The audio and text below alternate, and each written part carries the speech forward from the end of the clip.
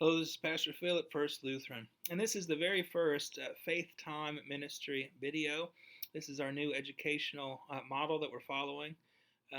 Each week, you're going to get an educational video intended for all ages. If there's something I say that needs explaining to our younger members, please just pause the video and help them understand it before you move on.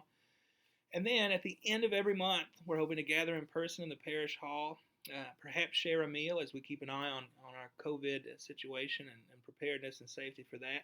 But have a opportunity for small groups divided into different ages of people where they discuss the topic that we've been building up to with the videos throughout the month. Uh, we're hoping that this model will fit into even our busy schedules with our families with young children and other folks who are involved in a lot of things that, not having to come gather physically at the church, you might take time to watch these videos throughout the month and then commit that final Sunday to be here in person to experience the fellowship and the learning that can take place in small group ministry. So I'm hoping that this will be a great blessing to us, and I hope that you participate in it with us. So the topic for September is what did Jesus do? Lots of years ago, there was this movement called "What Would Jesus Do?" and people wore these little wristbands that stood for "What Would Jesus Do?" And that, for them, meant, in a situation where you weren't sure what you were supposed to do, you should ask yourself, what would Jesus do in this situation, and then act accordingly. Now, there was a couple of problems with that, not the least of which was Jesus did a whole lot of things that we can't do because he's Jesus and we're not. So the walking on water and, stilling storms isn't quite an option for us.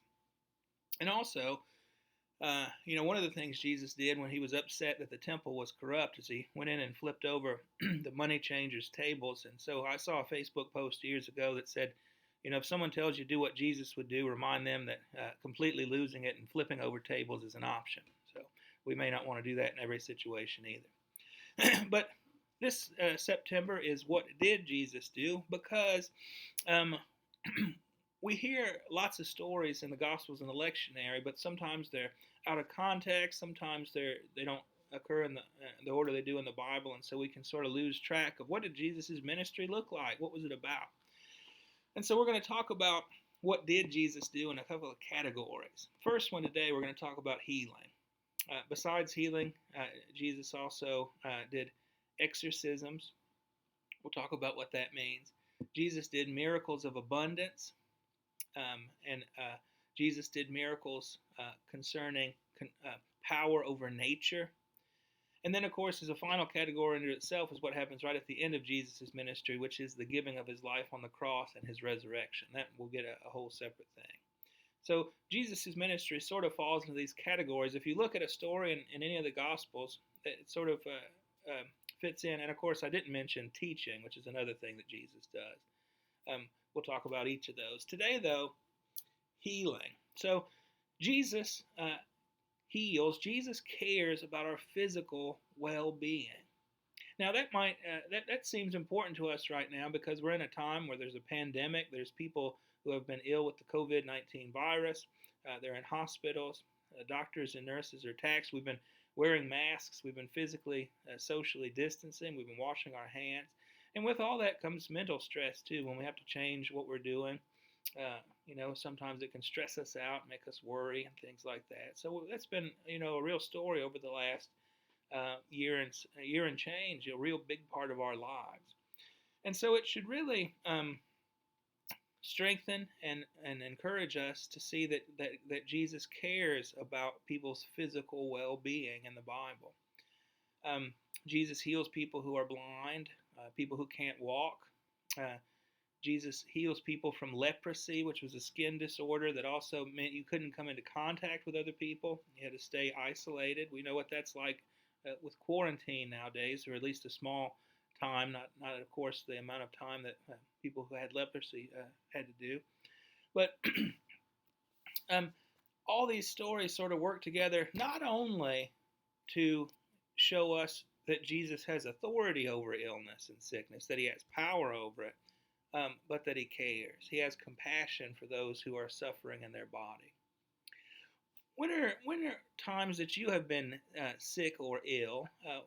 What things physically have you experienced? Have you ever broken a leg? Have you ever had an illness you had to take medicine for? Have you ever had a cold or flu? What are some things that happened to you that like that, and how did it make you feel? When you ask yourself those questions, we all have stories like that. Now, if we're older, we may have a lot more stories than someone who's very young, but all of us have been sick in some way. And I think it really speaks to us to know that Jesus cares about us in that way and wishes for us to be healed and have whole bodies so that we can be in joy and serve Him. So, in conversation with each other today, think together about the idea of healing. If you want to leaf through your Bible and find a story of healing, they're really easy to find. Just look in the headings of your Bible and read one of those stories together. Talk about times when you've been sick, and remember that Jesus is with you in those times when you need healing. Also, share some highs and lows. In the past week, what's been the best thing that's happened, and what's been the worst thing that's happened. Share those with each other in your homes, and then pray for each other for your highs and lows. Give thanks for the good things that have happened, and pray for those things that are not so good. And know that I'm also praying for all of you as well. Thank you for joining with me in this time. We'll also do some of those conversation things at the gathering at the end of the month. So I hope to see you both in church and at that gathering, and God bless you.